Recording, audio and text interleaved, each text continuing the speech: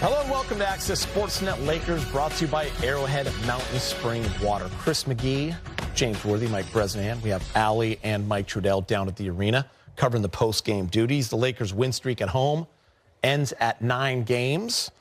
Lakers sit 6 of their top 7 players tonight. We'll get into that in a little bit, all with injuries, a little banged up.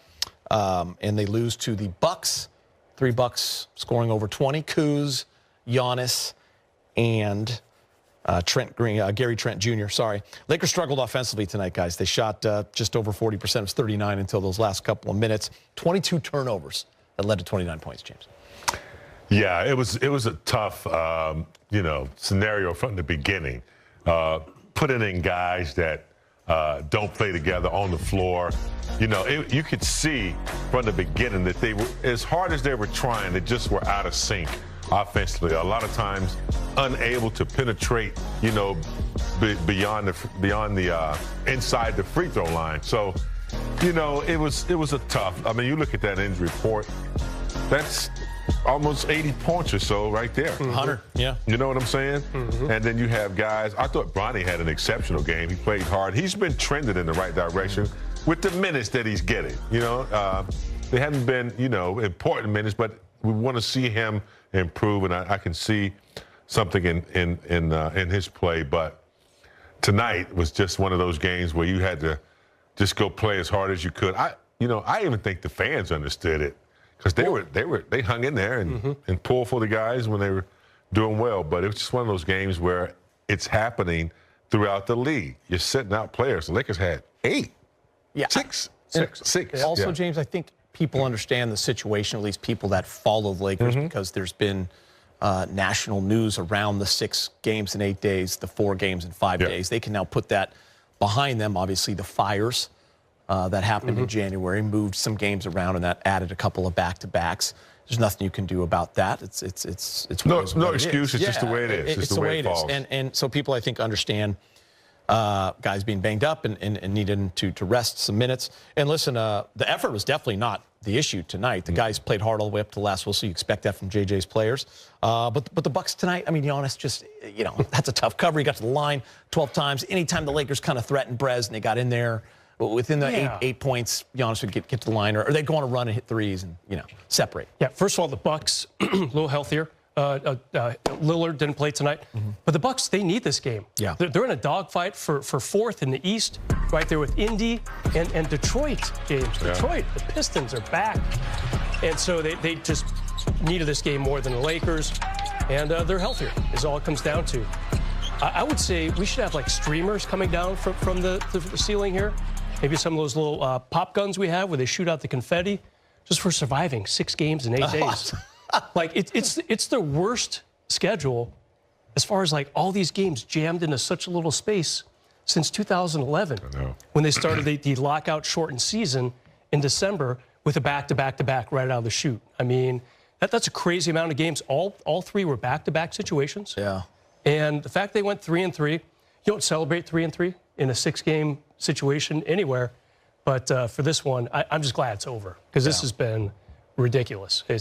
And like you said, nothing you can do. It's the schedule makeups because of the fire, and that's that. Sorry. So here's the reality. Here's the reality now. You look at the standings. There are 13 games left, and we talked about it a lot in the pregame show as we show you. It's going to change on a nightly basis. You have to remember a lot of teams still going to face each other. You never know what happens in the NBA. You got the Grizzlies, the Warriors, and the Clippers, and the T-Wolves all within a couple of games of each other right there. That 5, 6, 7, 8. The Lakers now drop back to the 4 spot. They're basically in a tie with the Nuggets in the loss column. Won 8 in a row to get themselves into this spot, and the Lakers have lost 5 in that span. So the Lakers had a nice lead on the Rockets, but we've always said that a win streak at this time of the year, you can catapult up 2-3 spots overnight, and that's what's happened for the Rockets. Remember, the Lakers will play them at home later in the month. And if you want to look forward to the Lakers and what they have coming up, you got a Bulls team on Saturday at home. The hope is that you have all your bodies back. Maybe you have those 2 back, Rui and LeBron. The hope is that you have them back. If not, then you got to think they're back for that road trip. Orlando, right? You got Orlando in there. Indy. You got Indy in there, who's battling 4-5 as well. Orlando's battling in that play-in spot. Then you got Memphis, and you got the Bulls again. Then you come home, and that's when you go Rockets, Warriors, and now you're into April. So, 13 games left. It's going to go fast, and health is going to be key. I keep telling that to whomever will listen. That's the bottom line, because we've seen, James, what this Laker team is capable. They don't even have to be 100% healthy, and you see what they're capable of. Well, 80% healthy. The schedule warmed down a little bit, obviously, and I'd much rather see, the coaching staff and the training staff say, look, we're going to sit out this back-to-back game. It's tough. We're sore. We're worn out. Let's rest up.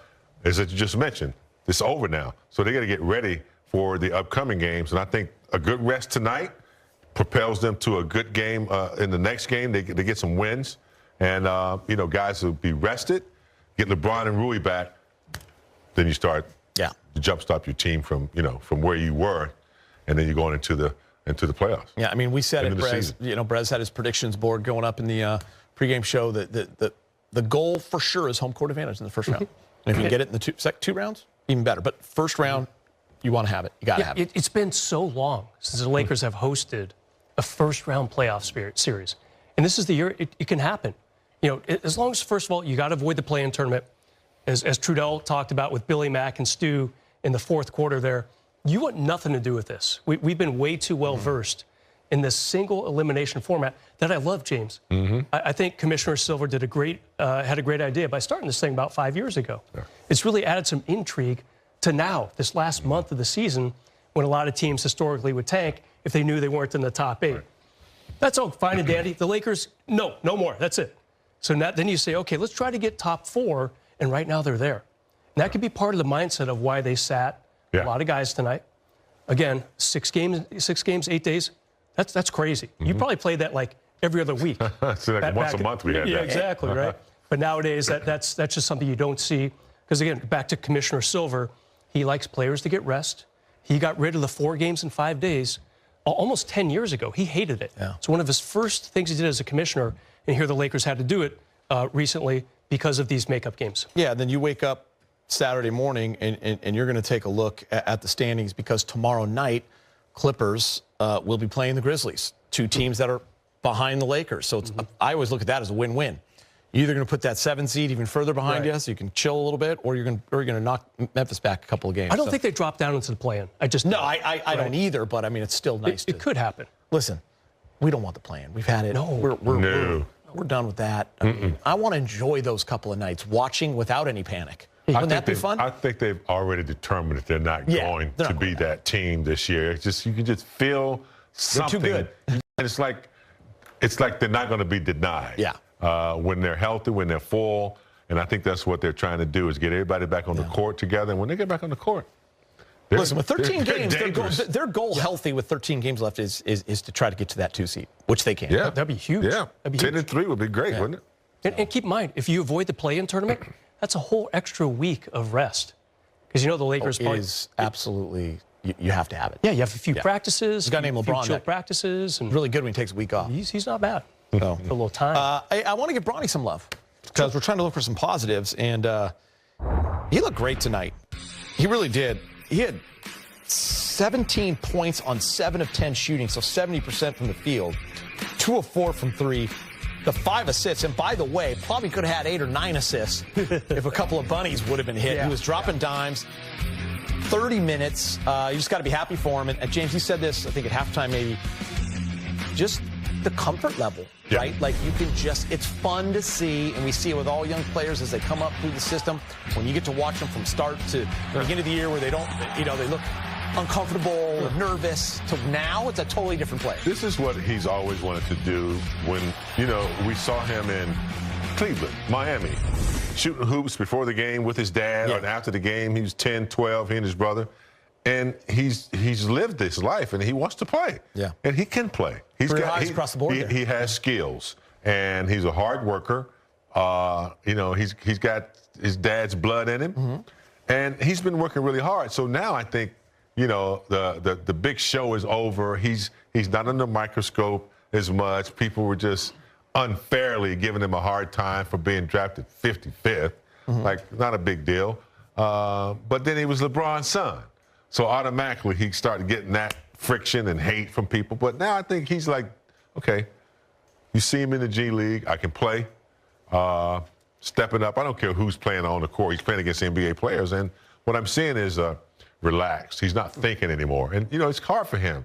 I can see him going to the scoring table and people like, Bronny. I mean, they're chanting his name everywhere he goes. Yeah, it's really tough, but I think he's, let me play.